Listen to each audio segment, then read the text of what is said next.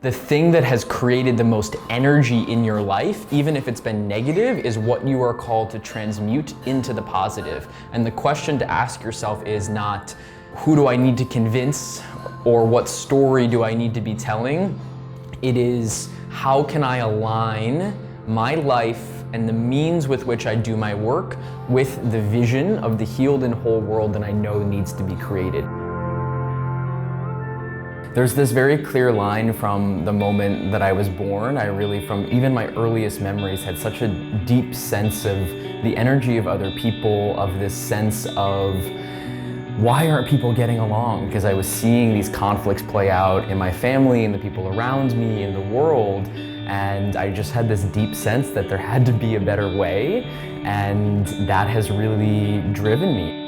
Even at 14, 15, 16 years old, as a community organizer, I was working on food justice and environmental justice and hitting the streets and yelling about what was wrong. And even in that space, as a young person, I was finding my voice as a teacher, and I was also finding my voice as a coach. What really caused a big shift in my work, from going from someone who was raising awareness about social justice issues and fighting with people, to change their behavior, saying, you need to act this way, we need to change this law, you need to not say that, and understanding, how do I actually make my work an expression of the end that I'm seeking to create? If I'm here to create utopia, which I am, if I'm here to create a peaceful, thriving, whole, and healed world where we all thrive as ourselves, how can I make the means with which I do that work a reflection of that end that I'm seeking to create? In some ways, that is really the underlying drive behind all my work, and it's what led me to have this real shift in this understanding of love as a revolutionary agent of change as well.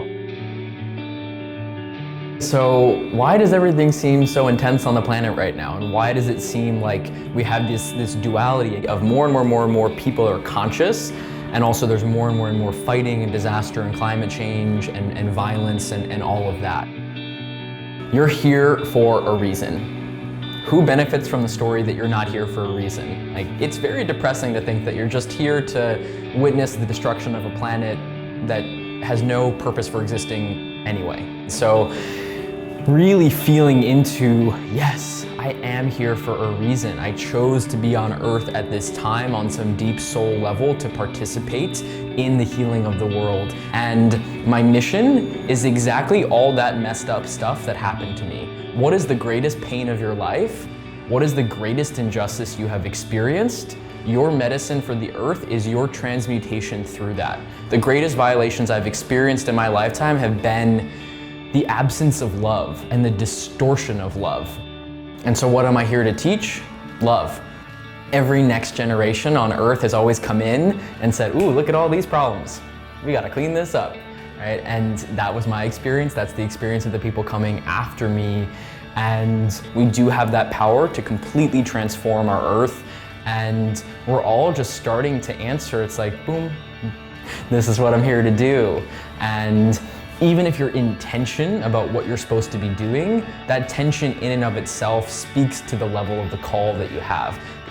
Because if you were called just to like litter a little bit less and be nicer to some people and, you know, work a slightly less toxic job, you'd be fine doing what you're doing. But if you're in distress or concern about what your role is, it's a very productive place to be, because it's speaking to the fact that it's really validating the fact that you have a deep calling to participate in the healing of the planet. And each and every one of us has the capacity to rise to a level of leadership that used to just be reserved for a few people.